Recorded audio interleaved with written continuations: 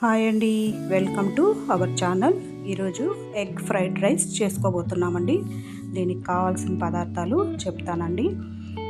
Carrot సన్నగా తరిగి పెట్టుకోండి, క్యాప్సికమ్ సన్నగా తరిగి పెట్టుకోండి, క్యాబేజు, ఉల్లి కాడలు, అల్లం ముక్కలండి సన్నగా తరిగి పెట్టుకోండి, గార్లిక్ సన్నగా తరిగి పెట్టుకోండి, పచ్చిమిర్చి, మిరియాల పొడి, తగినంత ఉప్పు, కారము, అన్నము ముందుగానే ఉడికిచ్చి పెట్టుకోండి.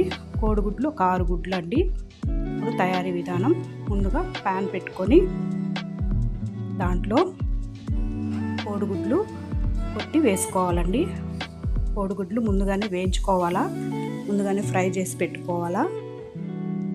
నేను ఒక 6 గుడ్లు వేస్తున్నానండి. దీంట్లో కొద్దిగా సాల్టు, కొద్దిగా మిరియాల పొడి వేసుకొని ఈ కోడిగుడ్డుని బాగా ఫ్రై చేసుకోండి. చూడండి, ఇలాగా బాగా ఫ్రై చేసుకోవాలండి.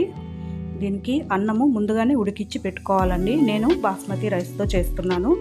మీరు మామూలు రైస్తోనా, మసూరా రైస్తో, ఇంకే రైస్తో అన్నా కానీ చేసుకోవచ్చండి. ఇప్పుడు మళ్ళీ పెనం పెట్టుకొని ఆయిల్ వేసుకోవాలండి. ఆయిల్ వేడయ్యాక సన్నగా తరిగిన తెల్లగడ్డ ముక్కలు వేసుకోవాలండి. తర్వాత అల్లం ముక్కలు వేసుకోవాలండి. ఈ తెల్లగడ్డ ముక్కలు, అల్లం ముక్కలు ఎక్కువ వేస్తే చాలా బాగుంటుందండి. తర్వాత పచ్చిమిర్చి ముక్కలు వేసుకొని ఫ్రై చేసుకోవాలండి. ఇందులో క్యాప్సికమ్ ముక్కలు, క్యాబేజ్ ముక్కలు, మనం తరిగి పెట్టుకున్న క్యాప్సికమ్ ముక్కలు, క్యాబేజీ ముక్కలు, క్యారెట్ వేసుకొని బాగా ఫ్రై చేసుకోవాలండి. చూడండి, ఈ వెజిటేబుల్స్ ఇంకా గ్రీన్ పీస్ ఇంకేదన్నా వేసుకొని ఫ్రై చేసుకోవచ్చండి. దీంట్లో తగినంత సాల్ట్ వేసుకోండి. ఎగ్లోకి కానీ వేసాం కదండి. ఇప్పుడు ఈ వెజిటేబుల్స్ తగినంత సాల్ట్ వేసుకోండి.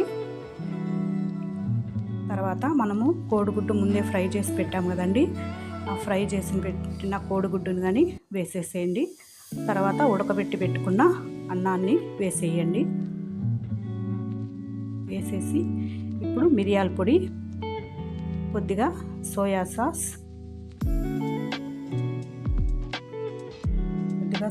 కొద్దిగా వేసుకోండి. సోయా సాసు, మిరియాల పొడి ఒక 1/2 టేబుల్ స్పూన్ వేసుకోండి. ఈ మిరియాల పొడి వల్ల నీచు వాసన రాకుండా ఉంటుందండి. ఇదంతా వేసుకున్నాక లాస్ట్లో స్ప్రింగ్ ఆనియన్స్ పైన వేసుకోండి. వేసుకొని ఫ్రై చేసుకుంటే ఎగ్ ఫ్రైడ్ రైస్ రెడీ అయింది. మీరు ఇది ఇంట్లో ట్రై చేసి చూడండి. ఇది కానీ మీకు నచ్చినట్లయితే ప్లీజ్ లైక్ చేసి, షేర్ చేసి, సబ్స్క్రైబ్ చేయండి.